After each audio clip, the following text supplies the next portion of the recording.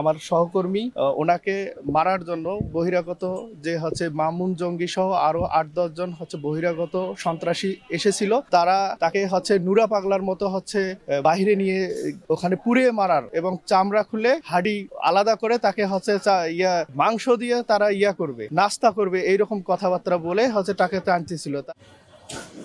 দৈনিক মজুরি ভিত্তিতে নিয়োজিত এক অস্থায়ী অফিস সহায়কের দৌরাত্মে নিজ কার্যালয়ে অনিরাপত্তার অভিযোগ তুলেছে নীলফামারী জেলা ও 6 উপজেলার প্রাথমিক শিক্ষা কার্যালয়ের কর্মচারীরা। সমস্যার সুরাহা না হওয়া পর্যন্ত অনির্দিষ্টকালের জন্য কর্মবিরতি কর্মসূচি পালন করছেন তারা। ফলে পুরো জেলার প্রাথমিক শিক্ষা কার্যক্রম বিঘ্নিত হচ্ছে। অফিস চত্বরে একটি অবৈধভাবে টিন শেড ভবন নির্মাণ করা হয়েছে সুনি আক্তার কল্পনাকে দেওয়ার জন্য, এবং ওই ঘরে সরকারি বিদ্যুৎ এবং সরকারি পানি ব্যবহার করা হয়। তারা ব্যবহার করেন এবং যথেষ্ট electric fan, light, washing machine, rice cooker, fridge, oven সমস্ত কিছু রয়েছে। যার কারণে আমাদের জেলা প্রাথমিক শিক্ষা অফিসে প্রত্যেক মাসে আমাদের যা বিদ্যুৎ বিল কথা ছিল তার চেয়ে প্রায় দ্বিগুণ বিদ্যুৎ বিল আসে। এছাড়াও ওই অবৈধ বাড়িতে কিছু সন্ত্রাসী কার্যক্রম হয়, কিছু অবৈধ আড্ডাখানাও জমে, যার কারণে আমরা জেলা প্রাথমিক শিক্ষা অফিস এবং উপজেলা শিক্ষা অফিসে যারা কর্মরত তারা এখানে মানে সুন্দর এবং নির্মল পরিবেশ পাইনি। গতকালকের ঘটনার পর থেকে আমরা জেলা প্রাথমিক শিক্ষা অফিস সহ অন্যান্য অফিসের কর্মচারীগণ অনিরাপদ বোধ করতেছি। আমাদের পরিবার, আত্মীয় স্বজন এবং আমরা কর্মস্থলে পুরাটাই আনইজি ফিল করতেছি। আমি মূলত 9 তারিখ সকাল 9টা 20 মিনিটে জেলা প্রাথমিক শিক্ষা অফিস মহোদয়ের নির্দেশে যাই স্পিকার গ্রহণের জন্য।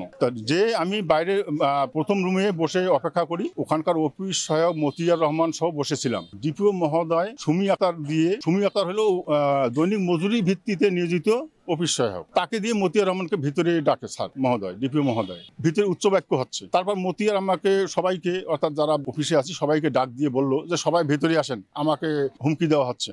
আমি জিজ্ঞাসা করলাম যে মতিয়ার কি হয়েছে, তখন বললো যে এই ব্যাপার, আমি নাকি ভূমি আকারকে অর্থাৎ অফিস সহায়ককে বিভিন্ন ধরনের লঞ্চ কথা বলি, এইটা সে সহ্য করে না, ডিপিও মহোদয়কে অভিযোগ দাখিল করতেছে। যে সুমি বলো কি অভিযোগটা তোমার, সেটা শুনি। তখন আমাকে সঙ্গে সঙ্গে বললো তুমি ওই অফিসের কে, এই অফিসের স্টাফ না, এখানে এসছো কেন, কি জন্য এসছো, যেহেতু এখানকার স্টাফ নয়, অফিসের নির্দেশে এখানে আসছি মালামাল গ্রহণের জন্য। তখন ওই রুমেই থাকা এক মামুন ছেলে, আমি জানি না তার নাম মামুন, এই সুমি আক্তারের নির্দেশেই সে ভেতরে প্রবেশ করছে আগের থেকেই। সে আমাকে অকথ্য ভাষা গালাগালি করলো এবং সুমি আক্তার বললো তোমাকে আমি দেখে নেব, তোমার দাড়ি ছিঁড়ে দেবো, এবং মামুন আমাকে বলতে তুই বাইরে হয়ে আয়, তো রক্ত মাংস মানে শরীর থেকে বিচ্ছিন্ন করে আমরা নাস্তা খাবো।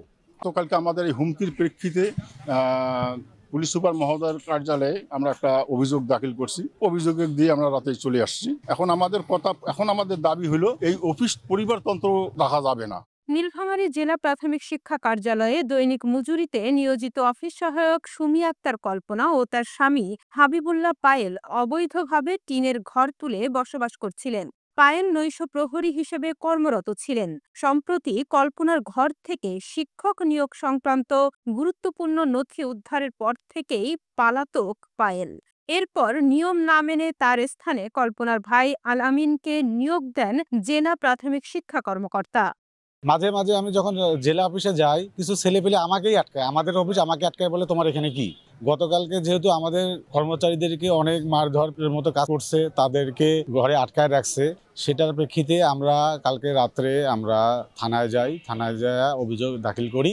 এখন একটাই দাবি, সেটা হচ্ছে যে তাকে ওই বাসায় যে অপকার্য সম্পন্ন হচ্ছে ওগুলা বাতিল করা এবং সুষ্ঠু বিচার চাই। গতকাল 10:30টার দিকে স্পিকার গ্রহণ করার জন্য, তো সেই সময় আমি আসার পরে হচ্ছে ভিতরে পরিবেশ হচ্ছে খুবই উত্তপ্ত ছিল।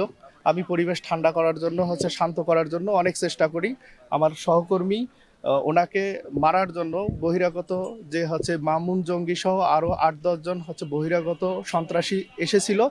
তারা তাকে হচ্ছে নুরা পাগলার মতো হচ্ছে বাহিরে নিয়ে ওখানে পুড়িয়ে মারার এবং চামড়া খুলে হাড্ডি আলাদা করে তাকে হচ্ছে মাংস দিয়ে তারা করবে, নাস্তা করবে এইরকম কথাবার্তা বলে হচ্ছে টাকা টানতেছিল। তারপরে আমাকে অ্যাটাক করা শুরু করে দিল। এরা উপজেলা থেকে এরা ডেকে নিয়ে আসছে, এই কোমরের বেল্টের নিচে হাত দিয়ে তারপরে আমাকে বাইরে নিয়ে যাওয়ার জন্য ওরা হচ্ছে আমার সাথে গায়ে হাত তুললো। অভিযোগ রয়েছে কর্মকর্তার প্রশ্রয়ে কল্পনা দীর্ঘদিন ধরে কর্মচারীদের সাথে দুর্ব্যবহার করে আসছিলেন।